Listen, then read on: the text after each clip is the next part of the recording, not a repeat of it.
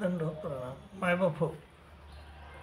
श्रीकृष्ण महाराज म्हणतात, शुक्ल कृष्ण गती हेते जगत शाश्वते मते, एकया यत्नावरती म्हणण्या वर्तते. पण शुक्ल आणि कृष्ण अशा दोन गती मानलेल्या आहेत. तर शुक्ल शुक्लामध्ये मृत्यू जर आला तर तो देवता प्राप्तीला जातो, आणि कृष्णामध्ये जर मृत्यू आला म्हणजे अमावस्येच्या काळामध्ये मृत्यू आला तर तो पुन्हा पुनरावृत्ती म्हणजे पुन्हा मनुष्य जन्मात म्हणजे ह्या जन्ममृत्यूच्या फेऱ्यात पडतो. तर अशा दोन गती सांगितलेल्या आहेत. तर शुक्ल कृष्ण गती हे ते जगत शाश्वते मते, एकया त्याच्यावरती म्हणणे यावरती ते पुन्हा, अशा दोन गती आहेत.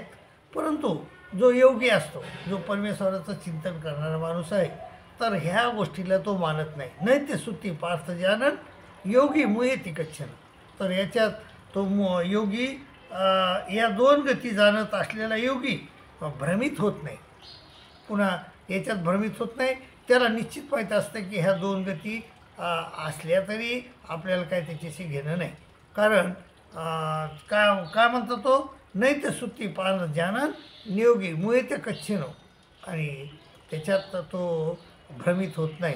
कारण त्याला माहीत असते की वेदेषु यज्ञेषु तपस्सु तेव दानेषु यत् पुण्यफलं प्रतिष्ठम आतेति तत्सर्वमिदं विदित्वा योगी परमस्थानमुपेति सद्यम.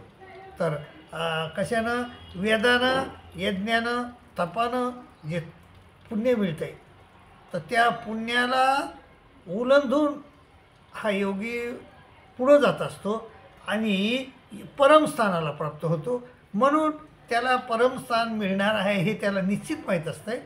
तो योगी असतो आणि त्यामुळं तो याच्यात भ्रमी नैत्य सुत्ती पादशान योगी मुयती कच्छन, त्याच्यात तो मोहित होत नाही. आणि आपलं जो कार्य आहे म्हणजे परमेश्वर चिंतनाचं, तस्मात सरेसु योगयुक्त होण्याचं तो सोडत नाही, आपलं परमेश्वर चिंतन सोडत नाही आणि निश्चिंत राहतो. पण जे अर्धवट असतात लोक, तर देवता भक्ती करणारे असतात, ते मात्र याला मोहित होतात. परंतु खरा परमेश्वर चिंतन करणारा माणूस आहे तर त्याला तो मात्र याच्यात भ्रमित होत नाही.